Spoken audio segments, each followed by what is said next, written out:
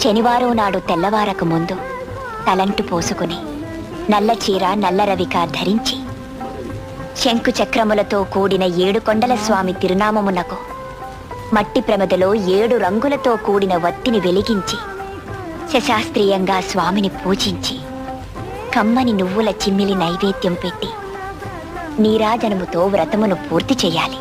తిరిగి సాయంత్రం వరకు ఉపవాసం ఉండి స్నానము చేసి పసుపు చీర పసుపు రవిక ధరించి వ్రత విధానము సాగించి స్వామికి ఇష్టమైన చక్కెర లడ్డూలను నివేదనము చేసి నీరాజనమునిడి ఒక అతిథిని ఆహ్వానించి భోజనాదులతో సత్కరించి అతిథి భుజించి విడిచిన ఒక మెతుకును అమృతమస్తువని ఆరగించాలి.